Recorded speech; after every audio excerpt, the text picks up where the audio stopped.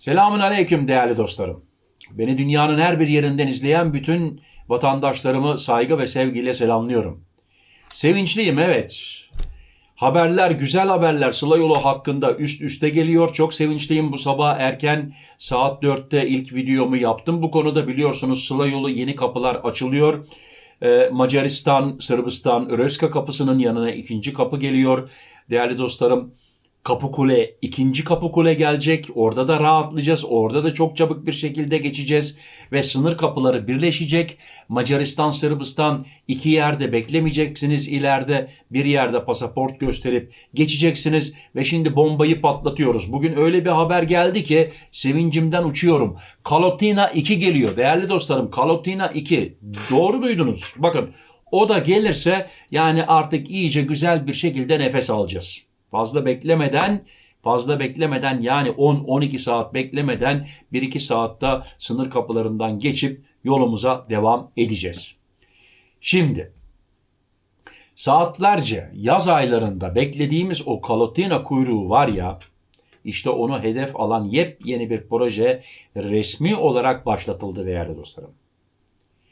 Bulgaristan ve Sırbistan mevcut kapının yanına İkinci bir sınır kapısı yapmak için anlaşmayı imzaladı ve projeye başladılar.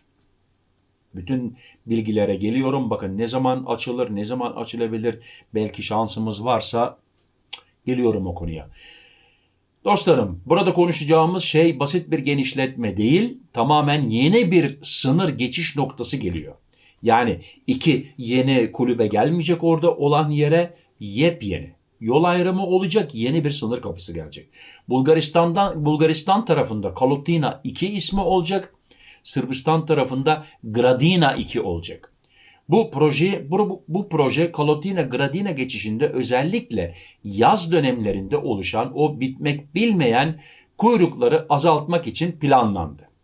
Onlar da herhalde bizlerden bıktı. Daha çabuk geçmemizi istiyorlar. Onun için ikinci Kalotina kapısı geliyor. Ama sadece trafik değil, Sıla Yolu güzergahında yıllardır hiç yapılmayan yapısal bir değişiklikten bahsediyoruz. Bu videoda size bu yeni kapı nerede olacak, ne zaman açılabilir, 2026 mı, 2027 mi, biz gurbetçilere ne faydası olacak, yaz kuyrukları ne kadar azalacak? Hepsini en doğru ve net bilgilerle anlatacağım. Önce kısaca ne olduğundan başlayalım. Bugün Avrupa'dan Türkiye'ye giderken en kritik noktalardan biri Bulgaristan'daki Kalotina sınır kapısı. Sofya'nın hemen dışında Sırbistan'a açılan ana geçiş ve yazları binlerce gurbetçinin beklediği yer. Hepiniz şahitsiniz. Şimdi ise yeni bir gelişme var. Bulgaristan Bakanlar Kurulu Sırbistan ile birlikte yeni bir ortak sınır kapısı için taslak anlaşmayı resmen onayladı. Bu şu demek: proje resmileşti. Teknik komisyon kuruldu. Yer seçimi altyapı planlaması başladı. Mevzuat süreçleri devrede. Değerli izleyiciler, son aldığım bilgilere göre inşaatına başlatılmış. Kendi gözümden gidip görmedim ama başlamışlar. Yani bu iş artık bir söylenti değil, resmi bir devletler arasında proje. Kapı nerede olacak? Mevcut Kalotina kapısına yakın olacak. Ana transit yoluna bağlantısı olacak. Tabii ki orada devamlı geldiğiniz yerden bir tanesi eski kapıya gidecek, bir tanesi yeni kapıya gidecek. Bulgaristan-Sırbistan sınırındaki orta bölgeye kurulacak. Ondan sonra da sınır kapısından yeni otobana, Sofya otobanına doğru bağlantısı olacak. Ama önemli bir detay var. Yeni kapı muhtemelen farklı çalışma saatlerine sahip olacak. Yani yaz sezonu, bayram dönemleri veya yoğun etkilenmiş günlerde açık olacak. Yoksa devreye girmeyecek. Eski sınır kapısı devam edecek. Ama bizim sıkıntımız zaten dostlarım sezon. Sezonda çoluğumuz çocuğumuzla 12 saat, 14 saat o sıcağın altında beklemek istemiyoruz artık. Bu uygulama şu an Avrupa'nın bazı sınır kapılarında kullanılıyor ve ciddi rahatlama sağlıyor. Şöyle düşünün. Bugün tüm trafik tek kapıya yükleniyor. Yarın 2 kapı olacak. Bu bilet trafiği %20, %40 arası rahatlatacak. Çünkü şu an yaşadığımız temel sorun şudur: aynı anda binlerce araç, tır, binek, yaya aynı noktada, pasaport kontrol sayısının sınırlı olması, yeni kapı tüm bu baskıyı bölecek. Peki ne zaman açılabilir? En çok merak ettiğimiz noktaya geldik değerli dostlarım. Şimdi gelelim en kritik soruya. Abi bu kapı ne zaman açılacak? Dostlarım burada sizlere en temiz, en doğru, en net bilgiyi veriyorum. Şu anda maalesef açılış tarihi vermiyorlar. Nasıl Kalotina Otobanı son güne kadar tarih vermediler, pat diye açtılar, bir hafta kala tarih verdiler. Herhalde sınır kapısı da böyle olacak. Devletler sadece taslak anlaşmayı onayladı. Teknik komisyon daha yeni kuruluyor. Tekrar söylüyorum, bugün araştırdığım ve aldığım bilgilere göre inşaat başlamış. Nasıl derecede, nasıl hızlı bir devrede ona şahit değilim, bilemem. Bazı haberler, bakın bazı haberler, bunu da didik didik araştırdım, 2026'ya işaret ediyor. Ama yaz sezonuna yetişmez. Yani ben inanmıyorum, size açık açık söyleyeyim. Şansımız varsa yılbaşına doğru açılırsa iyi olur. Devletler sadece taslak anlaşmayı onaylamış. Teknik komisyon daha yeni kurulmuş. Bazı haberler 2026'ya işaret ediyor. Doğru, projeyi hızlı bitirmek istiyorlar ama bu kesin bir tarih değil. Ben size gerçekçi zaman çizelgesini söyleyeyim değerli izleyiciler. İnşaata başlatıldı. 2026 inşaat süreci hızlanırsa kısmi açılış olabilir. Yani bir kısmını açabilirler. 2026 sonu 2027 açılış için en olası dönem. Dolayısıyla en doğru cümle şudur. Değerli dostlarım, doğruyu konuşalım.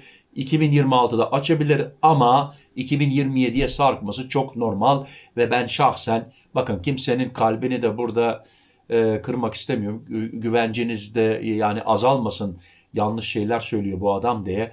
Ben şahsen diyorum ki 2027'den evvel açılmaz. Ama keşke 2027'nin sezonuna yetişse de gelecek seneden sonra bu konuda inşallah rahatlasak. Doğru konuşmamız lazım. Güvenimiz tam olsun değerli dostlar. Bakın üstüne tekrar basa basa söylüyorum. Sizin bana güvenciniz olması lazım. Onun için her şeyi doğru doğru söylemek lazım. Bu kapı Sıla yolu nasıl etkileyecek? Birincisi, Kalotina'daki binek araç yükü bölünecek. İkincisi, Sofya-Belgrad trafiği rahatlayacak. Üçüncüsü, yaz dönemlerinde geçiş süresi dramatik şekilde düşebilir. Dördüncüsü, alternatif rota açık olacağı için sistem kilitlenmeyecek. Bu şu anlama geliyor. Yazın 8-10 saat beklediğimiz günler tarih oluyor. Özellikle Almanya, Hollanda, Belçika, İsviçre, İngiltere, Danimarka, İsveç, daha ne ülkeler var değil mi? Gurbetçiler büyük rahatlama yaşayacak buradan gelenler. Bulgaristan'ın Sofya giriş çıkış trafiği %30'a kadar rahatlayabilir. Ama bu burada konu değil çünkü orada da yeni otoban açıldı. Sofya'nın içine artık girmeyeceğiz değerli izleyiciler. Sofya'da yeni otoban açıldı. Gittim oradan canlı yayında baktım. Yaptım gidiş geliş. Odana canlı yayında dört dörtlük gündüz gözüyle gösterdim. Oradan da tekrar bakabilirsiniz. Şimdi bugün çok haberler geldi. Herakles projesi ile bağlantı Macaristan, Sırbistan, orada yeni kapı geliyor. Bir de bu konunun çok bilinmeyen ama çok önemli bir tarafı var. Aynı dönemde Macaristan ve Sırbistan arasında dev bir proje yürütülmeye başladı. Herakles projesi değerli izleyiciler, bu projeyle Sırbistan Macaristan arasına aynı anda 20 araca işlem yapılabilen yeni mega kapı geliyor. Yani 20 araca aynı anda gümrük kontrolü yapılacak, pasaport kontrolü.